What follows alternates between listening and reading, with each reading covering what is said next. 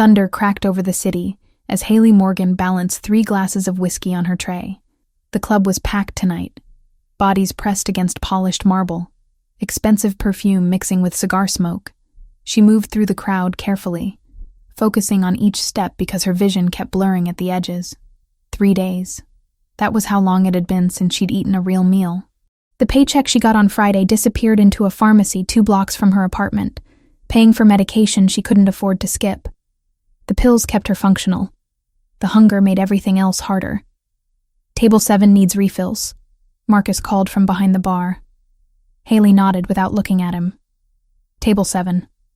The corner booth where dangerous men conducted business while pretending to enjoy the music. She knew who sat there tonight. Everyone who worked at the club knew Roberto Zanarello when he walked through the door. 33 years old, dark hair always perfectly styled, eyes the color of burnt caramel that missed nothing. He wore black tonight, suit jacket open over a white shirt, no tie. His posture radiated control. She approached the table slowly. 4 men sat with him, all wearing dark suits, all speaking in low tones that stopped the moment she got close. Roberto glanced up. His gaze moved over her face for half a second before returning to the man across from him. "Gentlemen," Haley said quietly, setting down the first glass. Her hand trembled slightly. She forced it steady. "Your drinks." No one acknowledged her. That was normal. In their world, bartenders were furniture. She placed the second glass, then the third. As she reached for the fourth, a wave of dizziness hit her so hard she had to grip the edge of the table. "You all right?" one of the men asked, not unkindly. "Fine," she lied. The word came out thin. She blinked hard, trying to clear her vision. Black spots danced across everything. The room tilted. She took a step back from the table, tray clutched against her chest like a shield. Roberto looked up again. This time his eyes stayed on her. Haley turned away quickly, heading back toward the bar. She made it 4 steps before her knees buckled. The tray clattered to the floor. Glass shattered. The sound cut through the music, sharp and final. She fell. Strong hands caught her before she hit the marble. Arms wrapped around her waist, pulling her up against a solid chest. She tried to speak, but nothing came out. Her body felt impossibly heavy, like all the strength had drained out through the soles of her shoes. "I've got you," a voice said near her ear. Deep, calm, authoritative. Roberto. He shifted his grip, one arm under her knees, the other supporting her back. He lifted her as if she weighed nothing.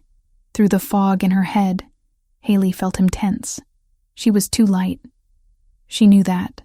Everyone who picked her up lately noticed. "Clear the way," Roberto said, not loudly, but every person between him and the stairs moved immediately. Haley's head lolled against his shoulder. She forced her eyes open, catching fragments of the scene. People staring.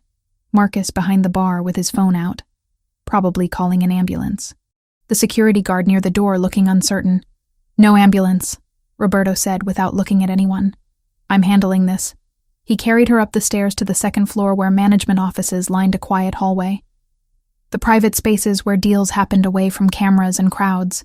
His office was at the end, door solid and dark. He pushed it open with his shoulder, carrying her inside. The room was dimly lit. All leather furniture and dark wood. Floor-to-ceiling windows overlooked the city. Rain streaked down the glass in silver lines. Roberto moved to the long couch against the wall and laid her down carefully. He pulled off his suit jacket and draped it over her like a blanket. Haley blinked up at him, trying to focus. He crouched beside the couch, studying her face with an intensity that made her want to look away. "What's your name?" he asked. "Haley." Her voice cracked. "I'm sorry. I don't know what. When did you last eat?" She hesitated. "This morning." His jaw tightened. "Don't lie to me." Haley swallowed. Something about the way he said it made honesty feel safer than deception. "Friday. I had toast on Friday. Today is Monday." "I know." Roberto's eyes darkened. He reached out slowly, giving her time to pull away, and gently took her left wrist. Her sleeve had bunched up when he carried her. Now he pushed it higher, exposing her forearm. Haley's breath stopped. The bruises were visible now, purple-black fingerprints circling her wrist, yellow-green marks higher up where older injuries were fading, and the burns. 3 circular scars on her inner forearm, perfectly spaced, the size of cigarette tips. Roberto stared at her arm for a long moment. His thumb brushed over one of the burn scars, touch feather light.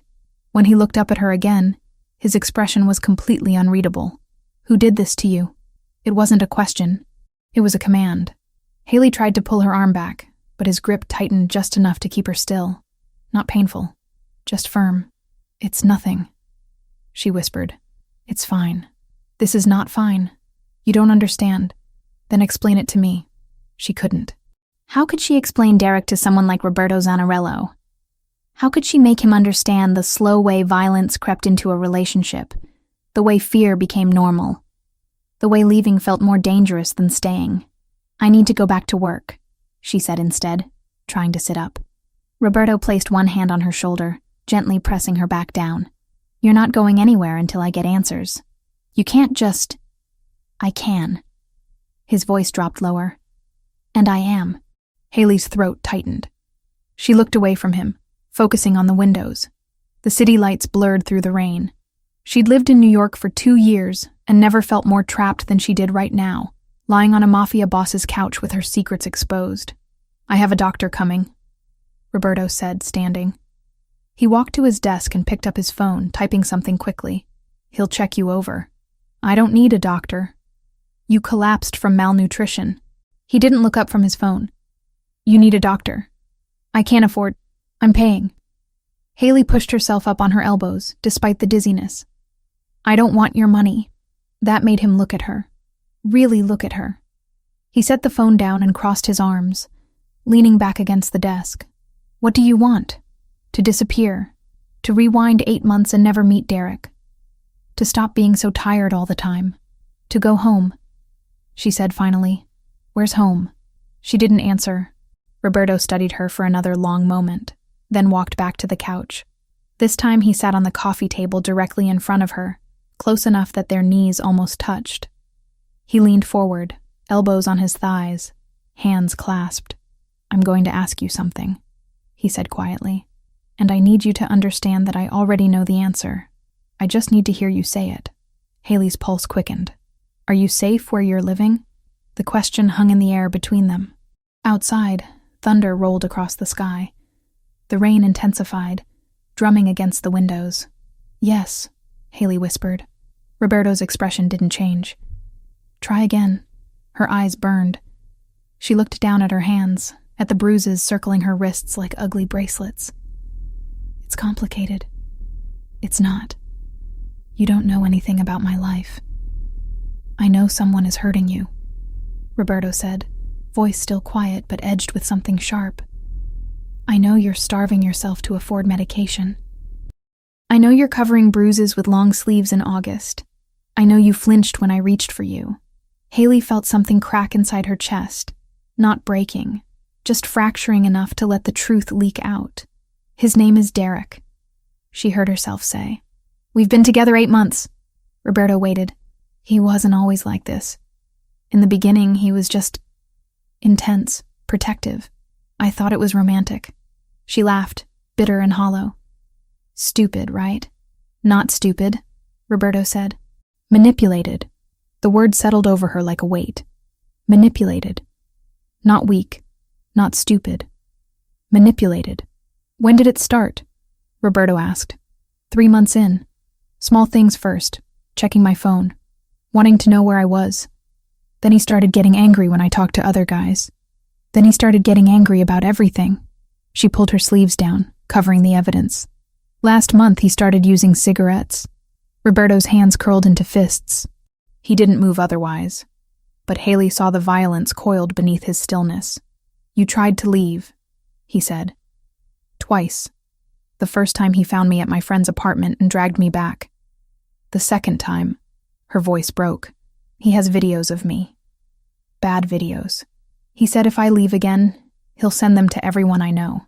"What kind of videos?" Haley closed her eyes. "The kind that ruin lives." Roberto stood abruptly. He walked to the windows, staring out at the rain-soaked city. His shoulders were rigid, hands shoved deep in his pockets. When he spoke again, his voice was colder than she'd ever heard. "You're not going back there. I have to." "No." He turned around. "You don't. That part of your life is over as of right now. You can't just decide that. Watch me." Before Haley could respond, a knock sounded at the door. Roberto crossed the room and opened it. An older man with silver hair and a leather medical bag stepped inside. He took one look at Haley on the couch, and his expression tightened. "This is Dr. Morrison," Roberto said. "He's going to examine you." The doctor approached gently, setting his bag on the coffee table. "Hello, Haley. I'm just going to check a few things, all right?" She nodded mutely. Roberto stepped back, giving them space, but he didn't leave. He stood near the desk, arms crossed, watching. Haley could feel his gaze like a physical pressure. Dr. Morrison worked efficiently. Blood pressure, heart rate, temperature. He examined her arms carefully, professional and detached. When he pressed gently on her ribs, she gasped. "Tender?" he asked. "A little." He nodded and made a note. After 10 minutes, he packed his bag and stood, walking over to Roberto. They spoke in low voices near the door. Haley caught fragments. Severely malnourished, dehydration, old fractures that didn't heal properly. Needs immediate. Roberto's jaw worked. He said something too quiet for her to hear. "Doctor." Morrison nodded and left. Roberto returned to the couch. He didn't sit this time. He stood over her, dark and immovable. "You're coming with me," he said. "Where?" "Somewhere safe. I told you, I can't just—" "Haley." He crouched down again, eye level. "I'm not asking. I'm telling you what's going to happen. You're going to let me take you somewhere Derek can't find you. You're going to eat. You're going to sleep. And while you're doing that, I'm going to handle your problem." "What does that mean?" His eyes held hers. "It means you're never going to see him again." Haley tried to stand the moment Roberto's words sank in. Her legs wobbled, but she forced herself upright, using the arm of the couch for support. "I appreciate what you're trying to do, but I need to leave." Roberto straightened slowly, positioning himself between her and the door. Not aggressive, just immovable. "You're not thinking clearly. I'm thinking perfectly clearly." Her voice shook despite her attempt at firmness. "Derek expects me home by midnight. If I'm not there, he'll what?" She couldn't finish the sentence. The images flooded her mind too quickly.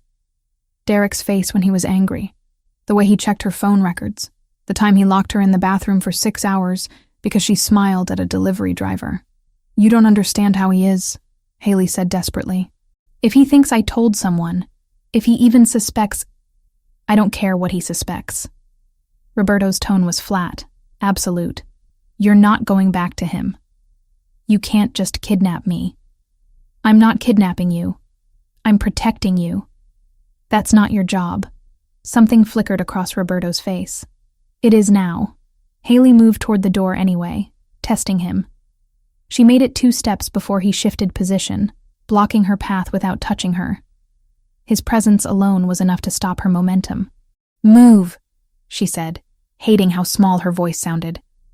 "No, I'll scream. Go ahead.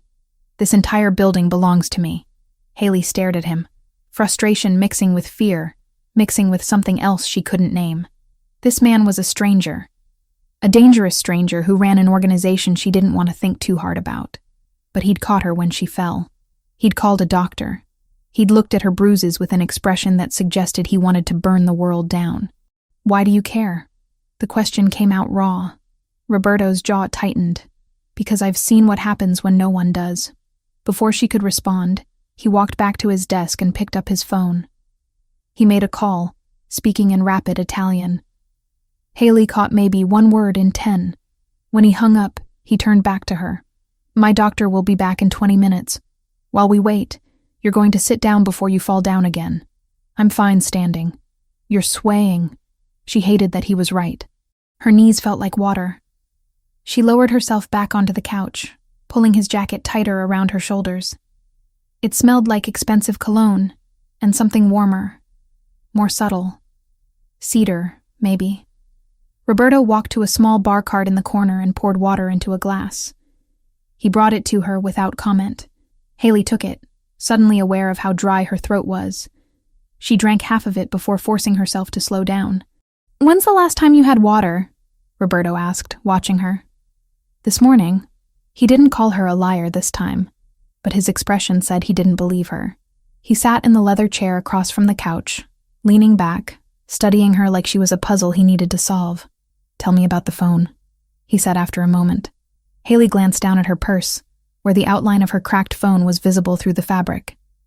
"I dropped it. Try again." She closed her eyes. "He stepped on it. Last week. I said something he didn't like and he took my phone and stepped on it until the screen shattered. But you kept using it. I need it for work. I can't afford a new one." Roberto pulled out his own phone, sleek and expensive, and typed something. "You'll have a new one tomorrow. I don't want your charity." "It's not charity. It's basic necessity." He set his phone aside. "Tell me about the clothes." Haley looked down at herself. 3 layers, like he said. A tank top, a long-sleeve shirt, and a cardigan, despite the August heat that made the club feel like a sauna. "I get cold easily. You're covering the bruises." It wasn't a question. She didn't bother denying it. Roberto leaned forward, elbows on his knees. "Does anyone else know? Friends? Family?" "I don't have friends anymore. Derek didn't like them." "Family?" Haley's throat tightened. "I have a younger brother. Ryan. He's 21, studying engineering at Columbia. He's on scholarship, working 2 jobs to cover what the scholarship doesn't.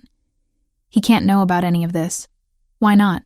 Because he'll try to help, and Derek will—" She stopped, swallowing hard. "Derek has videos of me. He said if I tell anyone, if I try to leave, he'll send them to Ryan. He'll ruin my brother's life just to hurt me."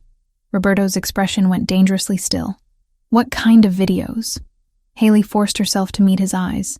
6 months ago, Derek started giving me pills. He said they were for anxiety. I didn't know they were something else until I was already dependent. One night I was so out of it I couldn't stand. He recorded it. Recorded me saying things, doing things I don't even remember. He has maybe a dozen videos like that. Where does he keep them? His laptop, his phone, a cloud server somewhere. He showed me once, made sure I understood he had backups.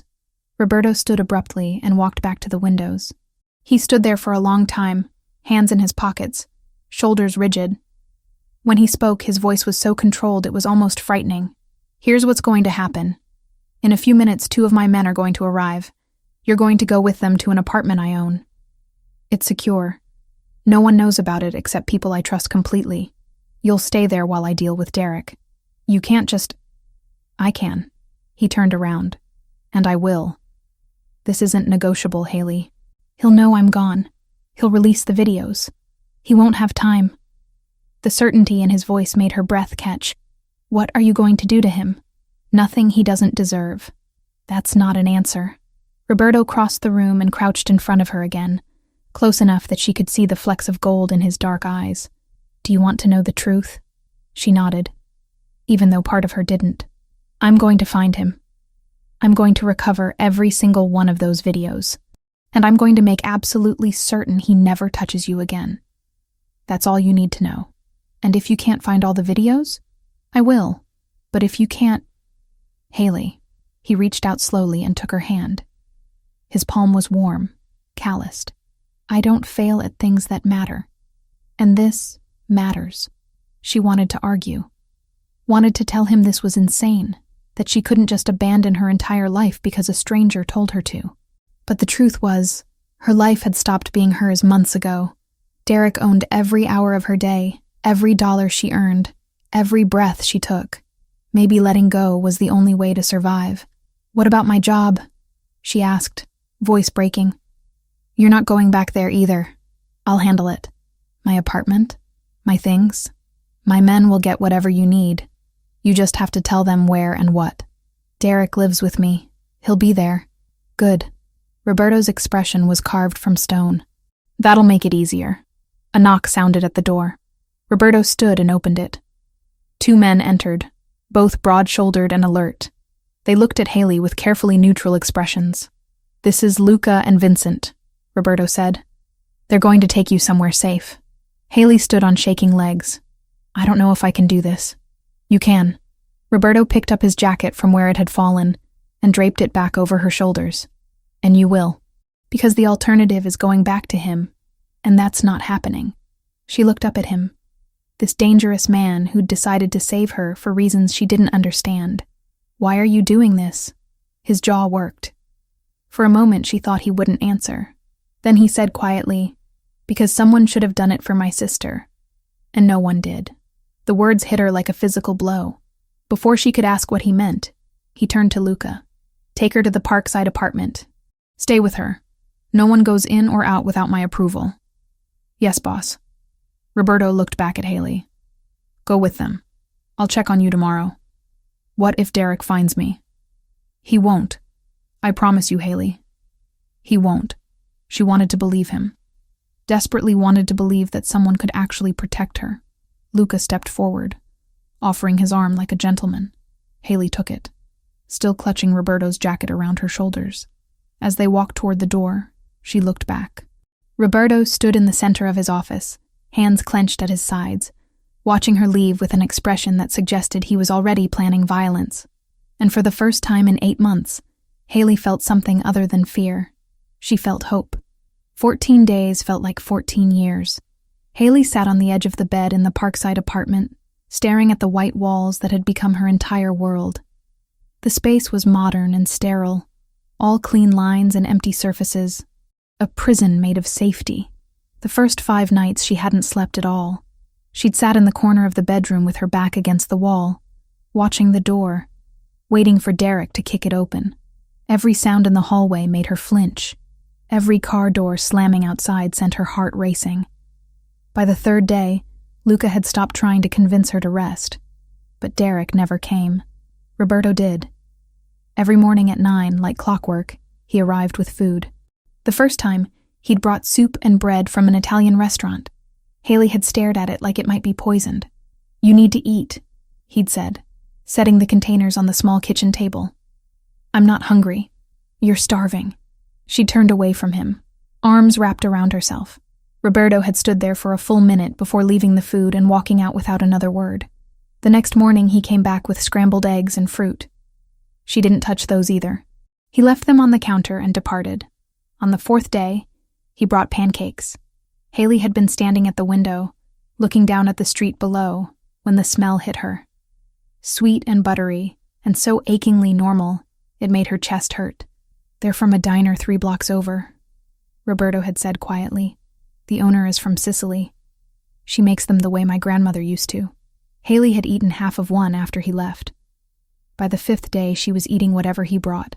Now, 2 weeks in, she actually looked forward to his visits, not just for the food, but for the way he filled the silence. He never stayed long, maybe 20 minutes. He'd ask how she slept, if she needed anything, whether Luca or Vincent were treating her well. Simple questions that didn't require her to think too hard. The knock came at exactly 9 o'clock. Haley stood and smoothed down her shirt, one of 3 Roberto had sent over from her apartment.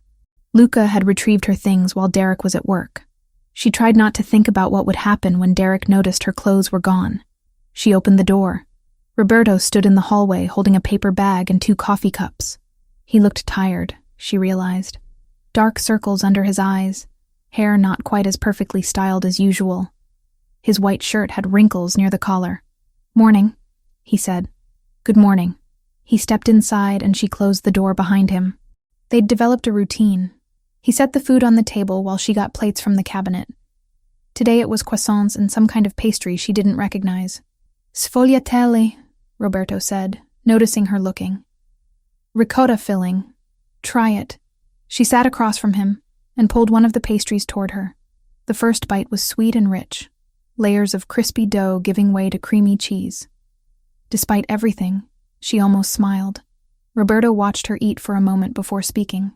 "We need to talk about Derek." Her appetite vanished instantly. She set down the pastry, hands suddenly shaking. "Did he find me?" "No. We found him." Haley's breath caught. "And?" Roberto leaned back in his chair, fingers drumming once against the table before going still.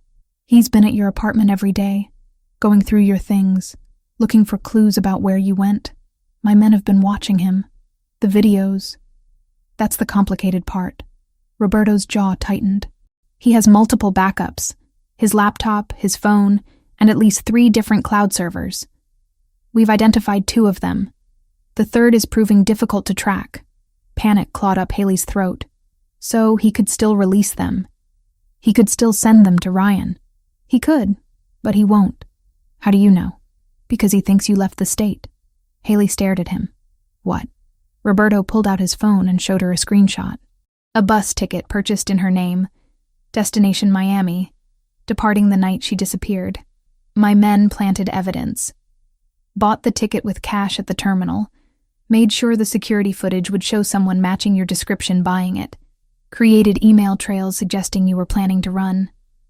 Derek's been calling Miami shelters looking for you. He fell for that? Men like Derek aren't as smart as they think they are. He's arrogant. He believes you're too scared to do anything except run as far as possible. Haley pressed her palms flat against the table, trying to keep them from trembling. How long until you find the 3rd server? My tech people are working on it. Could be days. Could be weeks. These things take time if we want to do them without alerting him. Weeks? Her voice cracked. I can't stay here for weeks. I'll lose my mind. You're safe here. I'm trapped here. She stood abruptly, chair scraping against the floor. I can't work. Can't see my brother. Can't do anything except sit in this apartment and wait for you to solve my problems. Roberto remained seated, watching her with that unreadable expression. Would you rather be back with Derek? Of course not. Then this is what safety looks like. It's not exciting. It's not comfortable. But it's necessary. Haley turned away from him, walking to the window. The street below was busy with morning traffic, people heading to jobs and lives that didn't involve hiding from violent men. She pressed her forehead against the cool glass. I don't understand why you're doing this, she said quietly. Behind her, Roberto was silent for a long moment. Then his chair scraped. Footsteps approached. He stopped a few feet away, close but not crowding. I told you. I've seen what happens when no one helps. That's not a real answer. It's the only one I have. She turned to face him. You said something about your sister. The night you brought me here. You said someone should have helped her. Roberto's expression shuddered immediately. That's not relevant. It is to me. Haley, please. She met his eyes. I need to understand. You're turning my entire life upside down, risking whatever you're risking to help me. I need to know why. He stared at her for a long time. She watched the internal battle play out across his features, the way his jaw worked, the way his hands curled into fists before deliberately relaxing. Finally, he walked back to the table and sat down heavily. Her name was Sophia. Haley returned to her chair, sitting across from him. She was my baby sister, 17 years old when it happened. 5 years ago this past June. Roberto's voice was carefully controlled, each word measured. She called me on a Tuesday afternoon. I was in Rome handling a business situation. She said her boyfriend had hit her. Said she was scared. Haley's heart clenched. I'd met the boyfriend once. College kid. Seemed harmless. I figured it was teenage drama. Kids fighting about stupid things. I told Sophia I'd deal with it when I got back to New York. Told her to stay with a friend until then. Roberto. I got back 4 days later. His eyes were distant now, seeing something she couldn't. My mother called while I was still at the airport. Sophia was dead. Her boyfriend had shown up at the friend's house, convinced Sophia to talk to him outside, beat her to death in the parking lot. The words hung in the air like broken glass. I'm so sorry, Haley whispered. Roberto's hands were flat on the table now, knuckles white. I should have come home immediately. Should have believed her. Should have put her on a plane to Rome if I couldn't come back right away. But I didn't. I thought I had time. It wasn't your fault, wasn't it? His eyes snapped to hers. She called for help and I dismissed her. I let her die because I thought I knew better. Haley reached across the table slowly and placed her hand over his. He went very still, staring at the contact like he'd forgotten what comfort looked like. You didn't kill her, Haley said firmly. He did. The man who hurt her. That's who's responsible. I could have prevented it. Maybe. Or maybe he would have found another way. Men like that always do. She squeezed his hand gently. You can't save her now, but you're trying to save me. That has to count for something. Roberto turned his hand over, palm up, and threaded his fingers through hers. The gesture was tentative, almost fragile, coming from a man who radiated power. After Sophia died, I started funding a shelter, he said quietly, for women trying to leave violent situations. I made sure every woman in my organization knew they could come to me if someone was hurting them. I promised myself I'd never ignore another call for help. That's why you caught me when I fell. That's why I'm not letting you go back to him. Ever. They sat like that for several minutes, hands linked across the table, the morning light streaming through the windows. Haley felt something shift between them. Not attraction, not yet. Something deeper. Recognition. He saw her pain because he carried his own. She understood his guilt because she knew what it felt like to blame yourself for someone else's violence. I miss my brother, Haley said eventually. Ryan doesn't know where I am. He's probably worried sick. You can't contact him. Not until we resolve this. I know. But it hurts. Roberto nodded slowly. When this is over, when Derek is handled and the videos are destroyed, I'll make sure your brother knows you're safe. I promise you that. You keep making promises. I keep them too. She believed him. That was the terrifying part. This man, this dangerous stranger who operated outside every law she'd ever known, felt more trustworthy than anyone she'd met in years. What happens now? Haley asked. Now you wait. I know that's not what you want to hear, but it's the truth. My people are working around the clock to find that third server. Once we have it, we move on Derek. And then you're free. The word sounded impossible. Freedom. She'd forgotten what that felt like. Roberto stood, releasing her hand with what seemed like reluctance. I should go. I have meetings this afternoon. Will you come back tomorrow? Do you want me to? Yes. Something in his expression softened. Then I will. He walked to the door, then paused with his hand on the knob. Haley, the nightmares you've been having. Luca mentioned you wake up screaming sometimes. Heat flooded her cheeks. She hadn't realized anyone could hear. I'm sorry. I don't mean to. Don't apologize. I just want you to know that what you're feeling is normal. What he did to you, it doesn't just disappear because you're somewhere safe now.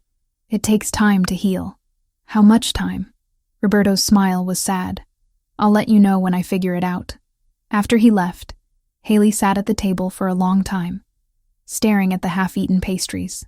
For the first time since this started, she felt like maybe she wasn't alone. Maybe there was someone who understood what it meant to carry the weight of violence you didn't commit but couldn't escape. She picked up her coffee and walked back to the window, watching the city move below her. Somewhere out there, Derek was searching in the wrong direction. Somewhere, Roberto's people were working to free her from digital chains. And somewhere deep inside herself, Haley felt the first tiny spark of belief that this might actually end without her being destroyed. 6 weeks after the night she collapsed, Haley stood in Roberto's office again. But this time she wasn't broken and starving. This time she was standing on her own 2 feet, watching him type commands into a laptop she didn't understand. Are you ready? Roberto asked without looking up from the screen. Haley's hands twisted together. What happens if something goes wrong? Nothing will go wrong. My people are the best. You keep saying that. Because it's true. He finally looked at her, dark eyes steady. We found the third server yesterday. It took longer than I wanted, but we found it. 1 month. That's how long it had taken his team of hackers to track down every digital copy of the videos Derek had used to control her. Roberto had explained the technical details once. Something about encrypted cloud storage and tracing digital footprints through offshore servers. Haley had stopped listening after the first 5 minutes. All that mattered was the result. Roberto turned the laptop toward her. The screen showed a file directory with dozens of video files, each one marked with a date. Haley's stomach turned, seeing them listed like inventory items. These are from his laptop, Roberto said.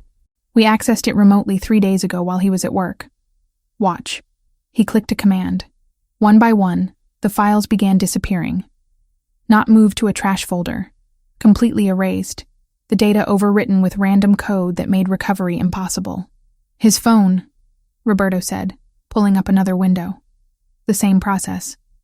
Files vanishing like they'd never existed. First cloud server. Another window. More deletions. Second server. Gone. Third server. The final batch disappeared.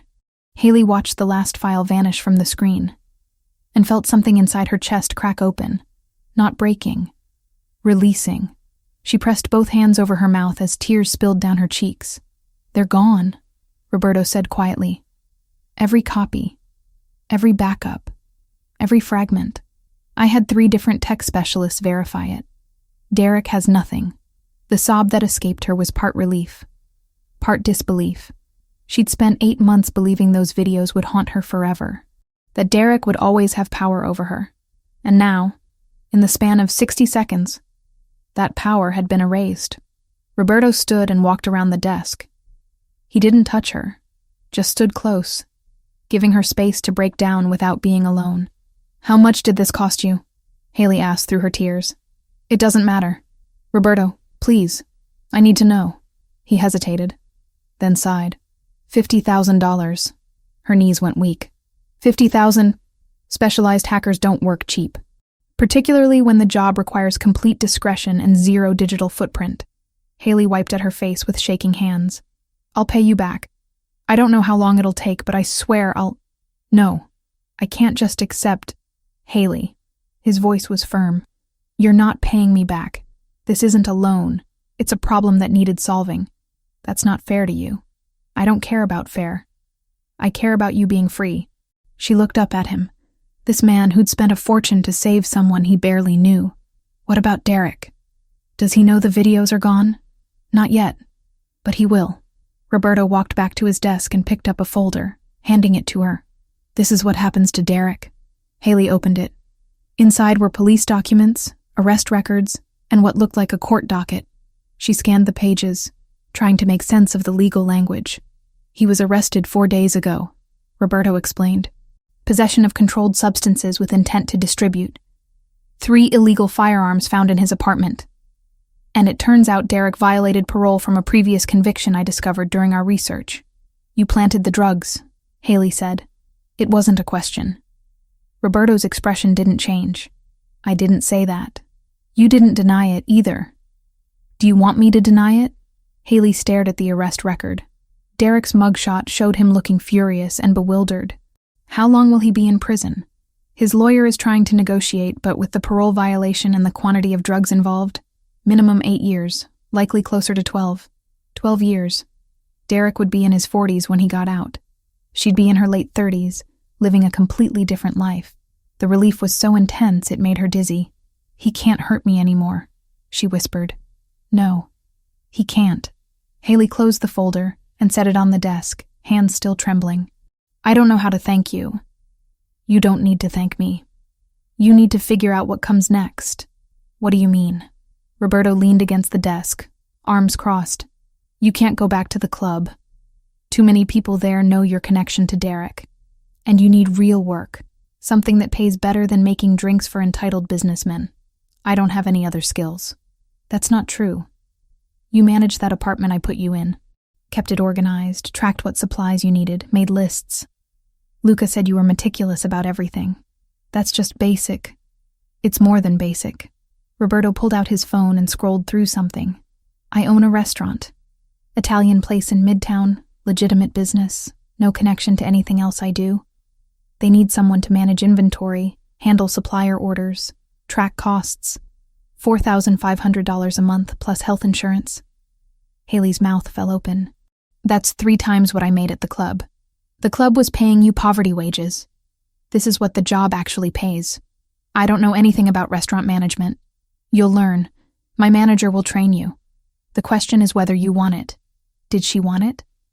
A real job with real pay, doing something other than dodging drunk customers and watching her back? Of course she wanted it. Yes, Haley said. Yes, I want it. Roberto nodded once. You start Monday. I'll have someone show you the systems. 2 weeks later, Haley sat in the back office of Bella Notte, surrounded by spreadsheets and invoices. The restaurant was beautiful, all warm lighting and exposed brick, the kind of place where businessmen took clients and couples celebrated anniversaries. She'd been terrified her first day, convinced she'd mess everything up within hours. Instead, she'd found something unexpected. She was good at this. Managing inventory came naturally to her. She liked the logic of it, the way numbers told stories if you knew how to read them. Within 3 days, she'd reorganized the entire storage system. Within a week, she'd caught 2 errors in supplier invoices that would have cost the restaurant money. Now, staring at the delivery records from the past 18 months, she'd found something much bigger. "Marco," she called to the restaurant manager, a cheerful man in his 50s who'd been patient with all her questions. "Can you look at something?" Marco came over, wiping flour from his hands. "What is it?" Haley pointed to her screen. "Our supplier for olive oil and balsamic vinegar. Look at what we're being charged versus what we're actually receiving." Marco leaned closer, squinting at the numbers. "I don't see the problem. The invoices say we're getting premium imported oil, $18 per liter. But when I checked the bottles in storage yesterday, they're domestic blend, worth maybe $6 per liter.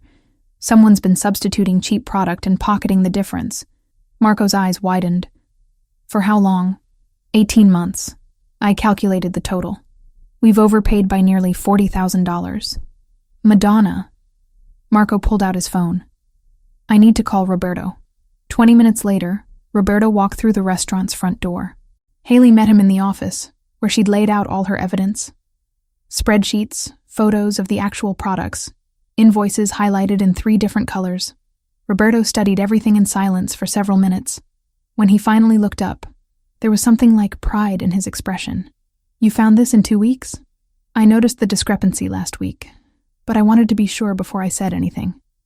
I checked every delivery for the past 1.5 years. The pattern is consistent." "Who's the supplier?" "Vincent Brothers Distribution. They handle our olive oil, vinegars, and some specialty items." Roberto pulled out his phone and made a call, speaking in rapid Italian. Haley caught enough words to understand he was very angry. When he hung up, he turned back to her. "I'll handle this personally. What are you going to do?" "Renegotiate our contract." His tone suggested the negotiation would not be pleasant. "You did excellent work, Haley. This is exactly the kind of attention to detail I need. I just did my job. Most people wouldn't have noticed. They'd have assumed the invoices were correct and never verified the actual product. My brother taught me to always check the math. He said numbers don't lie, people do." Something flickered across Roberto's face at the mention of her brother. "How is Ryan?" "I don't know." The admission hurt. "I still can't contact him. I don't want to risk Derek having any way to track me back to the people I care about. Derek is in prison, but his friends aren't. He knows people who could hurt Ryan if they wanted to send me a message." Roberto was quiet for a moment, then nodded. "You're right to be careful. Give it another month. Once the trial is over and Derek is officially sentenced, we'll make sure Ryan knows you're safe." "Another month," Haley repeated. She'd already been cut off from her brother for 6 weeks. Another month felt impossible. "I know it's hard," Roberto said, "but it's necessary." He left shortly after, taking all her documentation about the supplier fraud with him. Marco returned to the kitchen, shaking his head in amazement. Haley sat at the desk, staring at the now empty spreadsheet. She'd found $40,000 in fraud in 2 weeks. What else could she find if she kept looking? The thought excited her in a way she hadn't expected. For the first time in years, she felt useful, competent, like her brain was good for something other than surviving. 3 days later, Marco pulled her aside during the lunch rush. Roberto dealt with Vincent Brothers. "And? They're no longer our supplier, and they refunded every cent they overcharged us, all $40,000. Haley blinked. "How did he manage that?" Marco gave her a knowing look. "Roberto has persuasive methods." She decided not to ask for details.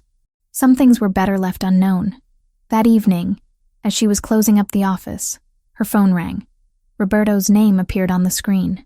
She'd gotten used to his calls over the past month. Quick check-ins to make sure she was adjusting to the job. "Hello? How do you feel about being permanently assigned to fraud detection?" Roberto asked without preamble. Haley laughed. Is that a real position? It is now. You have a talent for finding problems. I want to use it. In the restaurant? In all my legitimate businesses. Restaurants, real estate holdings, import companies. You'd review their books, look for discrepancies, make sure no one's stealing from me. You're offering me a promotion after 2 weeks? I'm offering you a job that matches your skills. Different pay scale, too. $6,000 a month. Haley sat down hard in the office chair. $6,000. She'd never made that much money in her life. Why are you doing this? She asked. Because you're good at it. Because I need someone I can trust. And because you deserve a chance to build something better than what you had. She thought about Derek, locked in a cell somewhere. She thought about the videos, erased from existence. She thought about Sophia, the girl who never got a second chance. Okay, Haley said. I'll do it. Good. We'll start next week. After he hung up, Haley sat in the quiet office, surrounded by the smell of garlic and tomato sauce drifting from the kitchen. Her life had been destroyed 6 weeks ago, but somehow, in the wreckage, she was building something new. 10 weeks had passed since the night Roberto caught her falling. Haley sat at her new desk in a small office adjacent to Bella Nore, reviewing financial statements for one of Roberto's import companies. The numbers blurred together as exhaustion pulled at her concentration. She'd slept maybe 3 hours last night. The nightmare had been worse than usual, vivid and suffocating. Derek's hands around her throat, the smell of cigarette smoke, her own voice begging him to stop. A sharp sound from the kitchen, metal clattering against tile, made her entire body lock up. Her heart hammered against her ribs. Her breathing went shallow and quick. She knew logically it was just Marco dropping a pan, but her nervous system didn't care about logic. It took 2 full minutes for her pulse to return to normal. This kept happening. Sudden noises, men standing too close, the smell of a specific brand of aftershave that Derek used to wear. Each trigger sent her spiraling back to that apartment, to those 8 months of carefully managed terror. Roberto had noticed. Of course he had. The man noticed everything. He'd started showing up more frequently over the past few weeks, always with some excuse. Checking on the new fraud detection protocols, reviewing quarterly reports, making sure she had everything she needed. But Haley saw through it. He was checking on her, not the work. She appreciated it more than she could say. That night, Haley returned to her apartment, the real one Roberto had helped her find after she left the Parkside safe house. 1 bedroom, 5th floor, doorman building with actual security. She could afford it now with her new salary. The space was hers in a way nothing had been hers in a long time. She made dinner, ate half of it, and tried to watch television. But her mind kept drifting. By 11, she was in bed. Door open, hallway light on. The darkness felt too heavy otherwise, too much like being trapped. Sleep came slowly, reluctantly, and with it, the dreams. Derek's face looming over hers, his fist connecting with her ribs. The sound of her own crying, the taste of blood, the weight of his body pinning her down while she struggled and failed and broke apart. Haley woke up screaming. She sat bolt upright in bed, chest heaving, tears streaming down her face. The bedroom was empty. She was alone. Derek was in prison. She knew these things, but her body vibrated with terror anyway, convinced the threat was real and immediate. Her phone sat on the nightstand. She grabbed it with shaking hands and pulled up Roberto's contact information. Her thumb hovered over the call button. It was 3 a.m. He'd told her to call if she needed anything, but this felt different. This felt like admitting weakness, like proving she was still broken. Another sob tore through her chest. She pressed call before she could change her mind. Roberto answered on the second ring, voice alert despite the hour. Haley? What's wrong?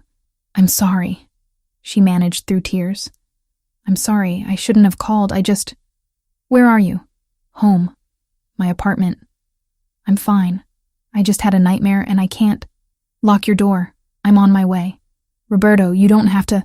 Lock your door, he repeated, and hung up. Haley dragged herself out of bed and went to the front door, checking the deadbolt twice. Then she sat on the couch, wrapped in a blanket, trying to stop shaking. 15 minutes later, a knock sounded. She checked the peephole and saw Roberto standing in the hallway. He wore jeans and a plain black t-shirt, hair slightly messy like he'd just rolled out of bed. She'd never seen him look so casual. She opened the door. Roberto stepped inside, taking in her tear-stained face, the blanket clutched around her shoulders, the way she was still trembling. He closed the door quietly behind him. "Tell me what you need," he said. "I don't know." Her voice broke. "I just didn't want to be alone." He guided her back to the couch, sitting beside her but leaving space between them. "Do you want to talk about it?" She shook her head. "Talking about the nightmare would just make it more real." "Okay, then we won't talk." They sat in silence for several minutes. Gradually, Haley's breathing evened out. The panic receded, leaving exhaustion in its wake. She pulled the blanket tighter, suddenly aware of how ridiculous this was. A grown woman calling a mafia boss in the middle of the night because she'd had a bad dream. "I'm sorry," she said again. "You have important things to do. You don't need to babysit me. There's nothing more important than this." The certainty in his voice made her throat tight. She looked at him, really looked at him. Dark circles shadowed his eyes. His jaw carried the stubble of someone who hadn't bothered shaving. He looked as tired as she felt. "When do you sleep?" she asked. "Not often." "Nightmares?" "Memories." He leaned back against the couch, stretching his legs out. "They're different, but they do the same thing." Haley shifted slightly closer. "Will you stay? Just until I fall asleep? I'll stay as long as you need." She lay down on the couch, head on a pillow, blanket pulled up to her chin. Roberto remained sitting, one arm resting along the back of the couch, watching over her like a guard on duty. "Thank you," Haley whispered. "Sleep, Haley." She closed her eyes. And somehow, with him there, sleep came easier. When she woke in the morning, sunlight streaming through the windows, Roberto was still there. He'd moved to the armchair across from the couch, phone in hand, reading something. He looked up when she stirred. "Morning," he said quietly. "You stayed all night." "I said I would." Haley sat up, pushing hair out of her face. "You must be exhausted." "I'm fine." He stood, pocketing his phone. "I should go. I have a meeting at 9. "Roberto, wait." She stood too, blanket falling away. "Why do you keep doing this, taking care of me?" "I told you why. Because of your sister." "I know, but it feels like more than that." He was quiet for a long moment, studying her face. Then he walked to the window, looking out at the city waking up below them. "Can I show you something?" he asked. "Of course." He pulled out his phone and scrolled through photos before handing it to her. The screen showed a teenage girl with long dark hair and a bright smile, wearing a yellow sundress, laughing at whoever was taking the picture. "That's Sophia," Roberto said. 3 weeks before she died. Haley stared at the photo. The girl looked so alive, so full of light. It was impossible to reconcile that image with what she knew had happened. "She looks happy," Haley said softly. She was, before him. Roberto took the phone back, looking at the photo like it physically hurt. "I keep her room exactly as she left it. Her books on the shelves, her clothes in the closet. My mother thinks it's unhealthy. Maybe it is. But I can't bring myself to change anything." "Where is it?" "The room? My penthouse. Top floor of a building downtown. I bought the entire floor after she died. Needed space that didn't have her ghost in every corner." Haley moved closer to him, standing beside him at the window. "Do you visit her grave?" "First Sunday of every month. I bring her favorite flowers, sunflowers. She said they looked like happiness." His jaw worked. "I also fund a shelter for women trying to leave violent relationships. It's called Sophia's House. We've helped 237 women in 5 years." The number hit Haley hard. 237 women who got the help Sophia never did. "That's incredible," she said. "It's not enough. It'll never be enough. But it's something." He turned to face her. "You're part of that something now. Every time I help someone escape what you escaped, I feel like maybe Sophia's death wasn't completely meaningless. Is that what I am to you? A way to make peace with losing her?" Roberto's expression shifted, becoming more vulnerable than she'd ever seen. "At first, maybe. When I caught you falling and saw those bruises, all I could think about was how I failed Sophia. How I couldn't fail again." He paused. "But it's different now." "How?" "Because you're not just someone who needed saving. You're Haley. You're smart and stubborn, and you make me laugh when I forget how. You found $40,000 in fraud in 2 weeks. You call me at 3 a.m. when you're scared and trust me enough to fall asleep with me in the room. That's not about Sophia anymore. That's about you." Haley's heart was beating too fast. "Roberto, I'm not saying this to make you uncomfortable. I just need you to know that helping you, it's not obligation. It's not guilt. It's because you matter to me." She didn't know what to say, didn't know how to process the weight of his words or the way they made her feel. So instead she asked, "Will you tell me more about her? About Sophia?" Relief flickered across his face, grateful she wasn't running from what he'd just admitted. "What do you want to know?" "Everything." They sat back down on the couch and Roberto talked. About Sophia's love for terrible romantic comedies. About how she wanted to be a teacher. About the time she convinced him to go to a Justin Bieber concert, and he spent 2 hours surrounded by screaming teenagers. About her laugh, her stubbornness, the way she called him Robbie even though he hated it. Haley listened, watching the way his face transformed when he spoke about his sister. The grief was still there, sharp and permanent. But so was love. So much love it filled the room. "She would have liked you," Roberto said eventually. "She always said I needed someone who wouldn't put up with my control issues." Haley smiled. "I don't put up with them? You told me to stop being so bossy within the first week." "You were being bossy." "I know. That's why she would have liked you." They fell into comfortable silence. The morning stretched on. Roberto's phone buzzed several times, but he ignored it. "You're going to be late for your meeting," Haley said. "They'll wait." "That's very boss of you." He almost smiled. "I should go anyway." "But Haley?" "Yeah? Next time you have a nightmare, call me. Don't hesitate. Don't apologize, just call." "Okay." After he left, Haley stood in her apartment, processing everything. The way he'd come without question. The way he'd stayed all night. The way he'd opened up about Sophia like sharing her memory with Haley was natural. And she realized, with terrifying clarity, that her feelings had changed. Somewhere between him catching her when she fell and him sitting guard while she slept, gratitude had transformed into something deeper. Something dangerous. She was falling for Roberto Zanarello. She didn't know if it was healthy. Didn't know if she could trust her own emotions after everything Derek had done to twist her sense of self. But she knew that when Roberto looked at her, she felt seen. When he spoke, she felt heard. When he promised to protect her, she believed him. Maybe that was transference. Maybe it was just her broken heart latching onto the first person who showed her kindness. Or maybe it was real. Haley walked to her bedroom and looked at the unmade bed where she'd woken up screaming hours ago. The nightmares would keep coming. The triggers would keep hitting. Healing wasn't linear, wasn't quick, wasn't easy. But for the first time since Derek, she felt like maybe she wasn't healing alone. 4 months had passed since Roberto caught Haley falling in the club. She stood in front of her bathroom mirror, adjusting the deep burgundy dress she'd bought for tonight. It was the first time she'd worn anything this nice since before Derek.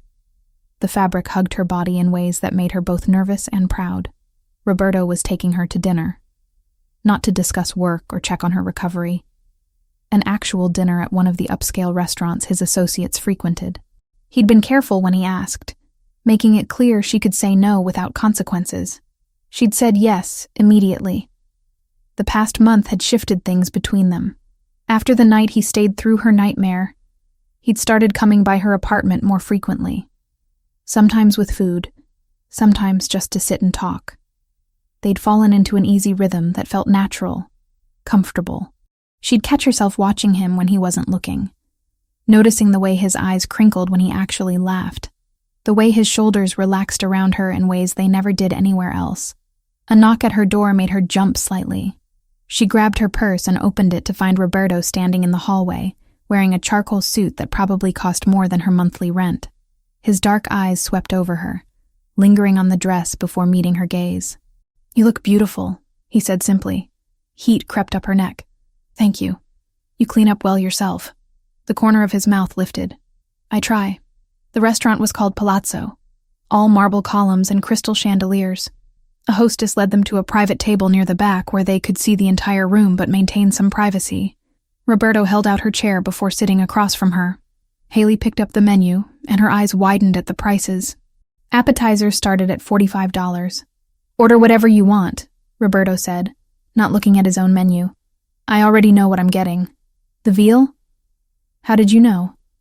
"You always order veal when we eat Italian." He looked surprised. "You pay attention. You notice everything about me," seemed fair to return the favor. Something warm flickered in his expression. Before he could respond, a server appeared to take their drink orders. Roberto chose wine she'd never heard of. She asked for the same. As they waited for their food, Haley watched the restaurant fill with well-dressed couples and business groups. Several people glanced their way, recognition dawning when they spotted Roberto. A few nodded respectfully. Most quickly looked away. "Do they know who you are?" Haley asked quietly. "Some do. Others just know I'm someone they shouldn't bother. Must be lonely." Roberto considered that. It can be. But tonight it's not. Their food arrived, and they fell into easy conversation. Haley told him about a discrepancy she'd found in one of his real estate holdings, someone padding construction invoices. Roberto asked questions that showed he actually cared about her analysis, not just the bottom line. Halfway through dinner, a man approached their table. Tall, late 40s, expensive suit, artificial warmth radiating from his practiced smile. Haley felt Roberto tense immediately. "Roberto," the man said, voice too friendly. "I didn't know you'd be here tonight." "Paolo." Roberto's tone was perfectly neutral. "Enjoying your meal?" "Very much." "And who is this lovely companion?" Paolo's eyes slid to Haley with calculated interest. "This is Haley Morgan. She works for me." Business dinner then." Paolo extended his hand to Haley. "Paolo Grimaldiro, an old friend of Roberto's." Haley shook his hand briefly, noting the way Roberto's jaw tightened at the word friend. "Nice to meet you. The pleasure is mine. Roberto, we should talk soon. I have some proposals I'd like to discuss. Have your people call mine." Paolo's smile didn't waver, but his eyes hardened slightly. "Of course. Enjoy your evening." After he walked away, Haley leaned forward. "Who was that, really?" Roberto took a sip of wine before answering. "Paolo runs a faction within my organization. We have an arrangement. He controls certain territories. I control others. We cooperate when it benefits us both. But you don't trust him. Not even a little. Paolo wants more power than he has. He's ambitious in ways that make him dangerous. Why keep him around? Because removing him would start a war I don't want. Better to keep him close where I can watch him." Roberto set down his glass. "Don't worry about Paolo. He knows better than to cross certain lines." Haley wasn't so sure, but she let it drop. They finished dinner, Roberto insisting on dessert even though she was already full. By the time they left, it was after 10, and the city streets buzzed with nightlife. Roberto's driver pulled up, but Roberto waved him off. "We'll walk. It's only a few blocks." They strolled through the warm September evening, Haley acutely aware of Roberto's hand at the small of her back, guiding her around pedestrians. When they reached her building, she turned to face him. "Thank you for tonight. I had a really good time." "So did I." He studied her face, hesitating like he wanted to say more. Then he simply added, "Sleep well, Haley."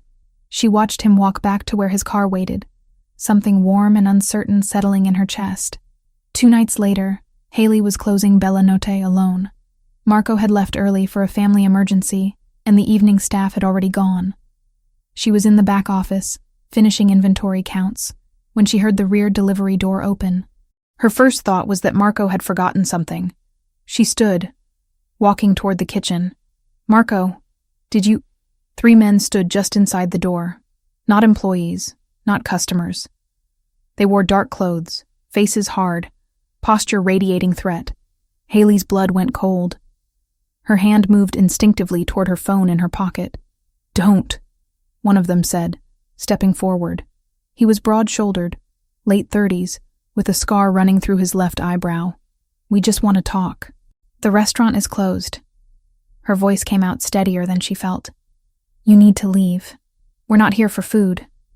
Another man moved to block her exit. "We have questions about your boss, Roberto." They wanted information about Roberto. "I just manage inventory," Haley said carefully. "I don't know anything about Mr. Zanarello's business." The scarred man smiled, but it didn't reach his eyes. "That's not what we heard. We heard you're special to him. That means you see things, hear things. I stock pasta and count wine bottles. That's it. Come on, sweetheart. We know you're smart. You found that supplier fraud. You review financial records. You must see where the money goes." Haley's mind raced. These men knew too much about her work. Someone had been feeding them information. Who sent you?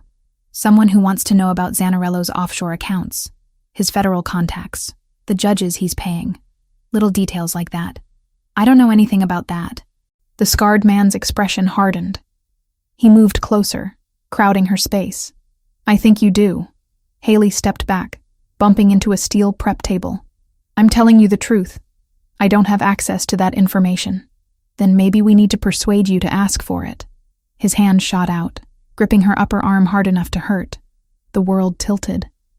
Suddenly, Haley wasn't in the restaurant kitchen. She was back in her old apartment.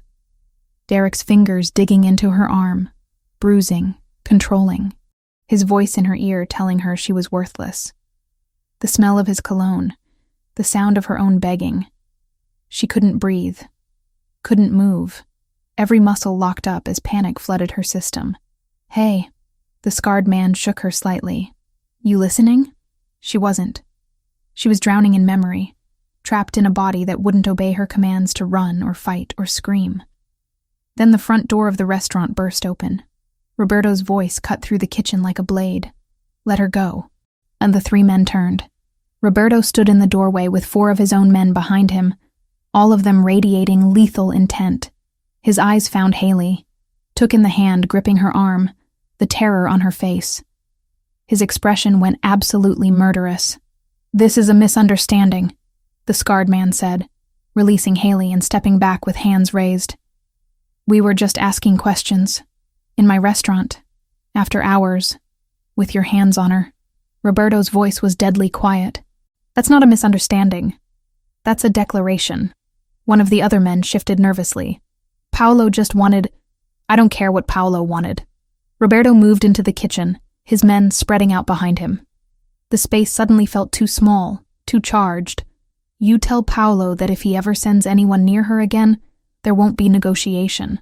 There won't be discussion. There will be war." The scarred man's jaw tightened. "You'd risk everything over a woman? Try me and find out." The tension stretched like a wire about to snap. Haley could barely process what was happening, still locked in her freeze response, trembling against the prep table. Finally, the scarred man nodded once. "We're leaving." "No trouble. You're leaving and you're delivering my message. Word for word. Am I clear?" "Crystal." Roberto's men stepped aside, letting the 3 intruders walk out through the back door. The moment they were gone, Roberto crossed to Haley in 3 long strides. "Are you hurt?" His hands hovered near her shoulders, not touching, giving her space. "Did they hurt you?" Haley shook her head, but she couldn't speak. Her throat had closed up. The panic attack was building, pressure in her chest, vision narrowing. "Haley, look at me." Roberto's voice gentled. "You're safe. I'm right here." She tried to focus on his face, but everything was spinning. Her knees buckled. Roberto caught her, pulling her against his chest, one arm around her waist, the other cradling her head. "Get the car!" He snapped at one of his men. Then, softer, directly into her hair. "I've got you. You're okay. Just breathe." But she couldn't breathe. Her lungs wouldn't expand properly. She was hyperventilating, gasping, making horrible choking sounds against his shirt. Roberto lifted her into his arms and carried her through the restaurant to where his SUV was already pulling up outside. He climbed into the back seat with her, never letting go, positioning her across his lap. "Drive," he told Luca. The car pulled away from the curb. Haley buried her face in Roberto's neck. whole body shaking violently. She felt his hand stroking her back in slow, steady circles. "You're safe," he repeated like a mantra. "He can't touch you. Those men can't touch you. I won't let anyone hurt you ever again." Gradually, painfully slowly, her breathing evened out. The panic receded enough for rational thought to return. She became aware that she was clinging to Roberto like a lifeline, that his shirt was probably soaked with her tears, that she'd completely fallen apart in front of his men. "I'm sorry," she whispered. "Don't." His arms tightened around her. "Don't apologize for what they did to you. I froze. I should have run or screamed or something, but I just froze. That's what trauma does, Haley. It's not weakness. It's your body trying to protect you the only way it knows how." She pulled back enough to look at him. His jaw was still tight, with barely contained rage, but his eyes were gentle on her face. Who was Paolo? Someone who just made the biggest mistake of his life. He sent them because of me. Because you care about me. He sent them because he's testing boundaries, seeing how far he can push before I push back. Roberto's thumb brushed away tears from her cheek. But he chose the wrong person to use as a test. You're not a negotiating chip. You're not leverage.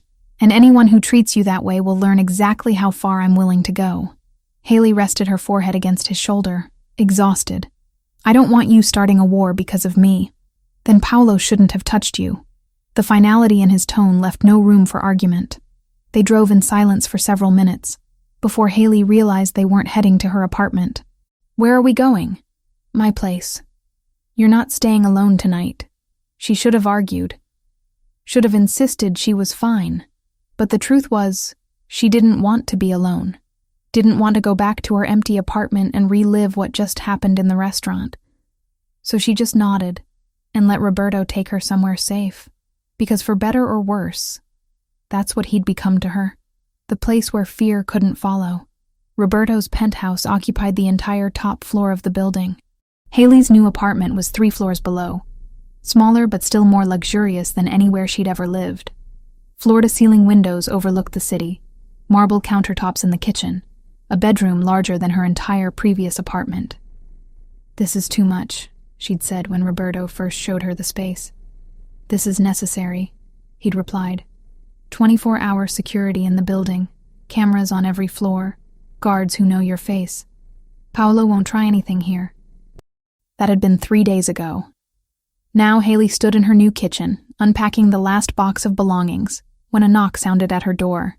She checked the peephole and saw Roberto holding 2 grocery bags. She opened the door. "What's all this?" "Dinner. I'm teaching you to make proper Italian food." "I know how to cook. You know how to follow recipes?" "I'm teaching you to cook the way my grandmother did. No measurements, just feel." Over the next 2 hours, Roberto guided her through making fresh pasta from scratch. His hands covered hers, showing her how to knead the dough, when to add more flour, how to tell by texture when it was ready. He told stories about his grandmother, a tiny woman from Naples who ruled her kitchen like a general and made the best carbonara in New York. They ate at her small dining table, the pasta better than anything Haley had made before. Roberto opened wine and they talked until midnight, conversation flowing easily about everything and nothing. His associates who took themselves too seriously. Her brother's terrible taste in girlfriends based on old stories. The way the city looked different from this high up. "I like this," Haley said, gesturing between them. "Us. Like this." "Like what?" "Normal. No danger, no drama. Just 2 people eating pasta and talking." Roberto's expression grew serious. "It won't always be this calm.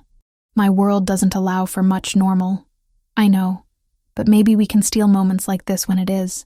He reached across the table and took her hand. "I'd like that." The pattern continued over the following week. Roberto would appear at her door after his meetings, sometimes with ingredients, sometimes just wanting company. They cooked together, watched movies, fell asleep on her couch mid-conversation.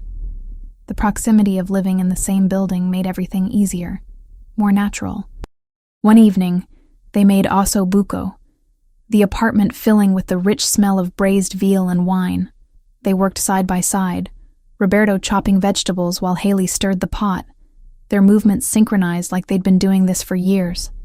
After dinner, they sat on her couch with the city glittering through the windows.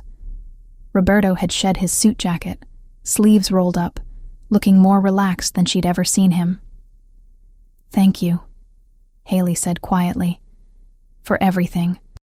The apartment, the safety, the cooking lessons, all of it." Roberto turned to face her, his expression unreadable. "Haley, I need to tell you something." Her heart kicked. "Okay. These past few weeks being here with you, it's the most at peace I've felt in 5 years, maybe longer." He paused, choosing words carefully. "When I'm with you, I'm not the boss or Sophia's brother or the man everyone's afraid of. I'm just Roberto. I like just Roberto. I like who I am when I'm with you." He reached up, tucking a strand of hair behind her ear. "But I need to know this is real. That you're not here because you feel obligated or because I helped you. You think I'm confusing gratitude with something else. Are you?" Haley took a breath. "Maybe at first I didn't know what I was feeling. Everything was tangled up with fear and relief and survival. But Roberto, I stopped confusing those things weeks ago. What are you feeling now?" She met his eyes directly. "Like I want you to kiss me and stop asking questions." Something in his expression cracked open. He leaned in slowly, giving her every chance to pull away. When his lips met hers, it was gentle at first, almost tentative. Then her hand came up to his jaw, and the kiss deepened, months of tension finally releasing. He pulled her closer, one hand sliding into her hair, the other at her waist. Years of loneliness seemed to pour out of both of them, desperate and hungry, and achingly real. When they finally broke apart, both breathing hard, Roberto rested his forehead against hers. "Are you sure about this?" he asked. "I've never been more sure of anything." He kissed her again, slower this time, and stood, pulling her up with him. They moved to her bedroom, every touch deliberate and careful. Roberto checked in constantly, making sure she was okay, stopping whenever she tensed, never pushing. When she finally fell asleep in his arms hours later, Haley felt something she hadn't experienced in years. Safe and wanted and whole. Morning light woke her. Roberto was already awake, watching her with an expression she couldn't quite name. "Hi," she said softly. "Hi yourself." He brushed his thumb across her cheek. "I should probably tell you that I have absolutely no idea what I'm doing here." "What do you mean?" "I don't do relationships, Haley. I don't let people close. But with you, I can't seem to stop myself." "Do you want to stop?" "No. That's what scares me." She kissed him, slow and sweet. "Then don't stop. Let's just see what happens." 2 weeks later, Haley was reviewing financial records for Roberto's various businesses when something caught her eye. Irregular transfers from one of his import companies, small amounts spread across multiple accounts. The pattern looked deliberately obscured, designed to avoid detection. She dug deeper, cross-referencing invoices and bank statements. The more she looked, the worse it got. Someone was skimming money systematically. Had been for at least 2 years. The total approached $300,000. Then she found something that made her blood run cold. Encrypted emails between someone in Roberto's organization and an unknown contact, discussing shipping routes, delivery schedules, security details, information that could get people killed. She traced the emails back to their source and felt her stomach drop. Michael Grant. For 7 years, he had been Roberto's personal accountant, the man who knew every shell company, every holding, every legitimate restaurant, and every carefully hidden front. The man Roberto trusted with the numbers he didn't let anyone else see. Haley printed everything and went straight to Roberto's penthouse.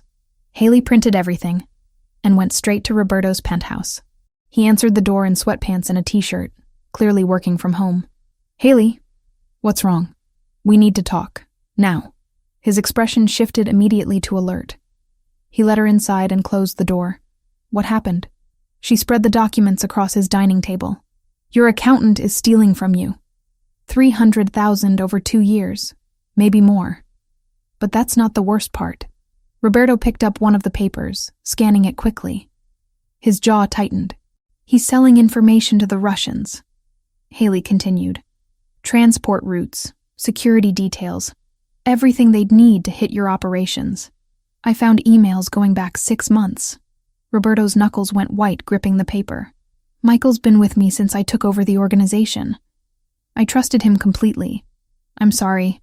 I triple-checked everything. It's definitely him.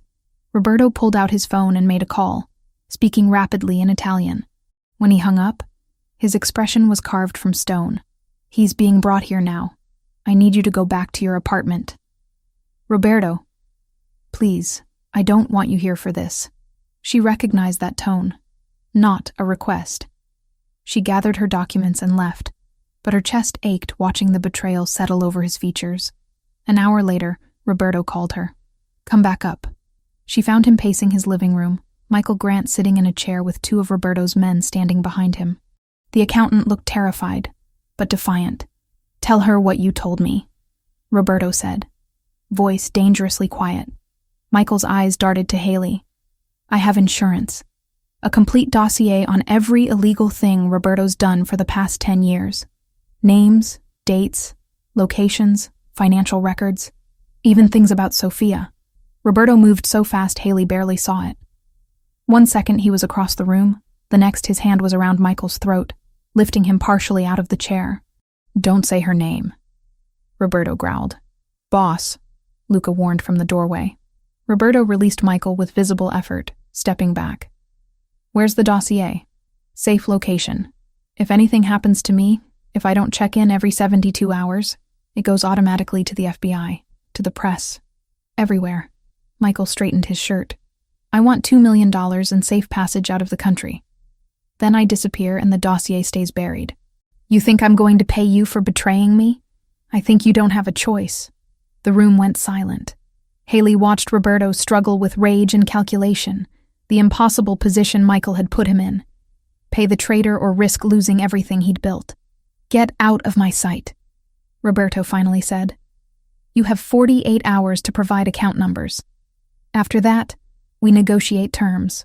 Michael left, escorted by the 2 guards. The moment the door closed, Roberto slammed his fist into the wall hard enough to crack the plaster. 7 years, he said, voice raw. 7 years I trusted him with everything. Haley approached carefully, taking his hand and examining the bloody knuckles. We'll figure this out. There's nothing to figure out. He has me backed into a corner. Either I pay him or I go to prison. There has to be another way. There isn't. He pulled his hand away, walking to the windows. This is my world, Haley. Betrayal and blood and impossible choices. This is what you're signing up for if you stay with me. She moved to stand beside him, taking his damaged hand again despite his resistance. Then I guess we start looking for that dossier. 6 months had passed since Roberto caught Haley falling in the club. She sat in her apartment 3 floors below his penthouse, reviewing financial records on her laptop when she noticed something unusual. Small discrepancies in one of Roberto's import companies. Nothing dramatic, just enough to make her pause and look closer. Over the next 3 days, she dug deeper. The pattern emerged slowly but unmistakably. Someone was moving money in careful increments, disguising the transfers as legitimate business expenses. Whoever was doing this knew the system intimately, understood exactly how much they could take without triggering automatic alerts. By the end of the week, Haley had traced nearly $300,000 in fraudulent transfers. But that wasn't what made her blood run cold. She found encrypted emails, conversations between someone in Roberto's organization and contacts she didn't recognize. The content was coded, but the implications were clear. Shipping routes, security schedules, names of people Roberto trusted. Someone was selling information that could get people killed. Haley cross-referenced the email metadata against access logs for Roberto's secure servers. It took hours of careful analysis, matching timestamps and IP addresses, but eventually the trail led to one name: Michael Grant, Roberto's accountant for 7 years. The man who handled his most sensitive financial operations, who had access to everything. Haley printed every piece of evidence and went upstairs to Roberto's penthouse.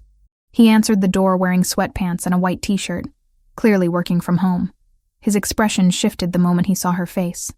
What happened? She walked past him and spread the documents across his dining table.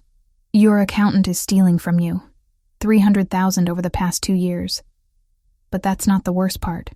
Roberto picked up one of the printouts, scanning it quickly. His jaw tightened as he absorbed the information.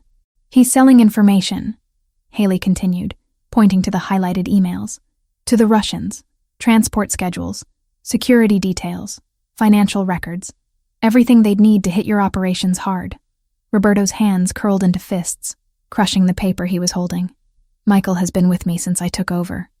I trusted him with everything. I'm sorry, I checked it 3 times. It's definitely him." Roberto pulled out his phone and made a call, speaking in rapid Italian. When he hung up, his expression was carved from stone. "He's being brought here now. Go back to your apartment, Haley. Let me stay. You might need... Please." His eyes met hers. "I don't want you here for what comes next." She recognized that tone. Not anger at her, but protection. She gathered her documents and left, though her chest ached watching the betrayal settle over him like a physical weight. 40 minutes later, her phone rang. "Roberto, come back up," he said simply. Haley found Michael Grant sitting in a chair in Roberto's living room, 2 guards standing behind him. The accountant looked terrified, but there was something else in his expression. Defiance. Calculation. "Tell her," Roberto said, voice dangerously quiet. Michael's eyes darted to Haley, then back to Roberto. "I have insurance. A complete dossier documenting every illegal operation you've run for the past 10 years. Names, dates, financial records, witness statements. Everything." He swallowed. "Including information about Sophia." Roberto moved so fast Haley barely tracked it. His hand wrapped around Michael's throat, lifting him partially out of the chair. "Don't you dare say her name." "Boss," Luca warned from the doorway. Roberto released Michael with visible effort, stepping back. His chest heaved with barely controlled rage. Michael straightened his shirt with shaking hands. "If anything happens to me, if I don't check in every 72 hours, the dossier goes automatically to the FBI, to journalists, everywhere. Your empire collapses, and you go to prison for life." "Where is it?" Roberto's voice was deadly calm now. "Safe location. Multiple backups. You'll never find them all." Michael's confidence was returning.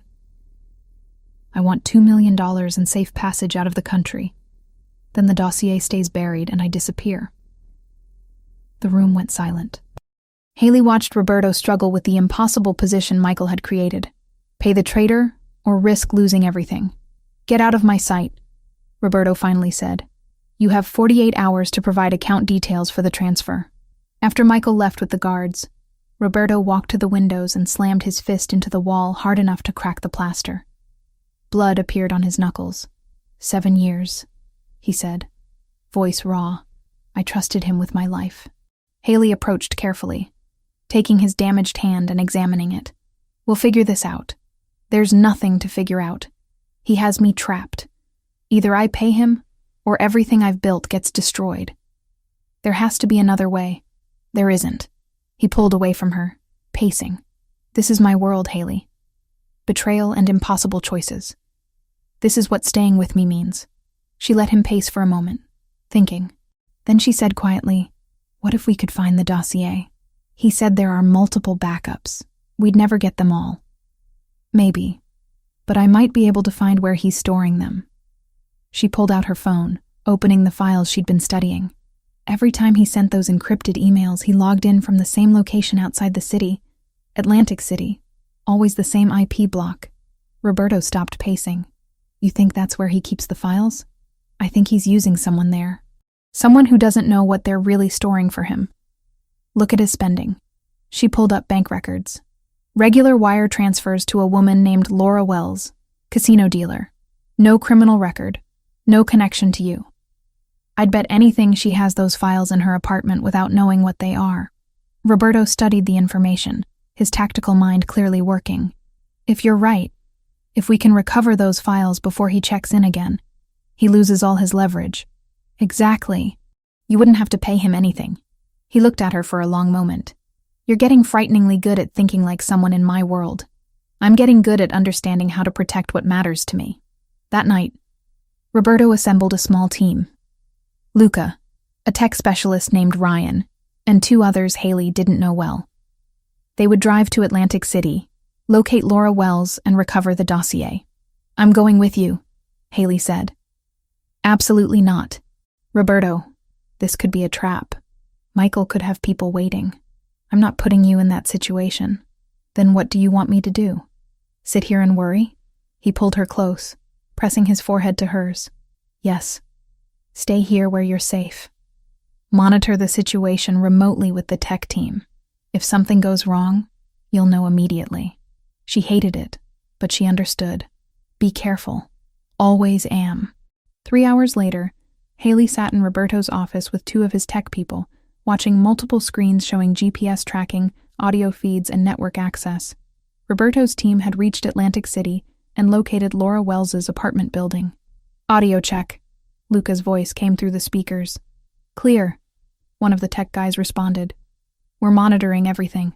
Haley listened as Roberto knocked on Laura's door. A woman's voice answered, cautious. Roberto spoke smoothly, introducing himself as someone who needed to discuss Michael Grant. After some convincing, Laura let them inside.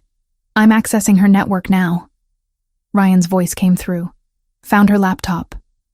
"Haley, you should be seeing it on screen 3. Haley moved to the indicated monitor. A device labeled Laura Laptop appeared. She took control remotely, navigating through the file system. Most of it was normal. Photos, work documents, streaming services. Then she found it. A hidden folder deep in the directory structure, protected by encryption. "Got something," Haley said into the microphone. "Encrypted folder that doesn't match her normal usage patterns." "Can you open it?" Roberto's voice asked. "Working on it." The encryption was strong, but not impossible. Haley ran decryption protocols while listening to Roberto gently questioning Laura in the background. The woman sounded confused and scared, insisting Michael had just asked her to keep some work files safe, that she'd never looked inside. The encryption cracked. Haley's breath caught as the folder contents appeared. Dozens of files. Financial ledgers, organizational charts, photographs, scanned documents, and one file that made her hands shake. Sophia investigation notes. "It's real," Haley said quietly. "The dossier, all of it. I'm looking at everything right now." Silence on the other end. Then Roberto's voice, carefully controlled. "Copy everything to our secure server, then destroy the originals completely." Haley initiated the transfer, watching the progress bar crawl across the screen. The files were large, detailed, damning. Everything Michael had threatened existed exactly as he'd claimed. "How long?" Roberto asked. 2 minutes, maybe less. Laura's voice came through, shaky. "Am I in trouble?" Michael said this was just insurance for his job. "I didn't know it was anything illegal."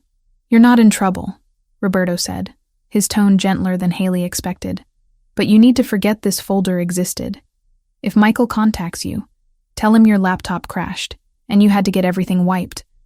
Luca will give you money for a tech repair shop and help you with the story." The transfer completed.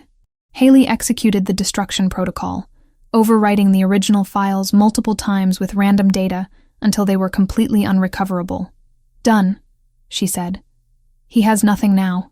We have everything." She heard Roberto exhale slowly, a sound of profound relief mixed with rage. The team left Laura's apartment with instructions and enough money to make sure she cooperated. When Roberto returned to the city hours later, he came straight to Haley's apartment. She opened the door, and he pulled her into his arms immediately, holding her so tightly she could barely breathe. "It's over," he said into her hair. "We have the only copies now. He can't touch us. What happens to Michael?" Roberto pulled back to look at her. "He thinks he still has leverage. Tomorrow morning he'll demand his money, and I'll show him exactly what we found in Atlantic City. Then he'll understand how badly he miscalculated. And then he disappears. Not dead," he added, seeing her expression, "but he'll lose everything. His money, his reputation, his connections. He'll spend the rest of his life looking over his shoulder." The next day, Michael arrived at Roberto's penthouse expecting to finalize his payment. Instead, he found Roberto sitting calmly at his dining table with Luca standing nearby. Do you have my account information? Michael asked, trying to sound confident. Roberto slid a folder across the table. I have something better. Open it. Michael opened the folder. His face went white as he saw printouts of his own dossier, every page stamped with timestamps showing when they'd been copied from Laura Wells's laptop. How did you... You underestimated the woman who found your theft in the first place, Roberto said quietly. She's better at patterns than you ever were at hiding them. Michael's hand shook. I have other copies. Other backups you didn't find. No, you don't. We traced every login, every upload, every access point you used for the past 2 years. The only copies that existed were in Atlantic City with a woman who thought she was helping her boyfriend with work files. Roberto leaned forward. You have nothing now, Michael. No leverage, no protection, no future. You can't just... I can. And I am. Roberto stood. You're going to return every dollar you stole. You're going to sign documents transferring any remaining assets to accounts I specify. And then you're going to leave this city and never return. If you do, if you even think about causing problems, I'll make sure what's left of your life becomes very unpleasant. Michael looked between Roberto and Luca, clearly realizing he had no options left. And if I refuse, then we have a very different conversation. One that doesn't end with you walking out of here. 2 weeks later, life settled into something approaching normal. Derek's trial had wrapped with a guilty verdict and a long prison sentence. Without the videos and without his network intact, his name turned into a headline and then a warning, not a threat hanging over Haley's head anymore. The Russians, having lost their source and been quietly reminded how thin their margin for error really was, pulled back.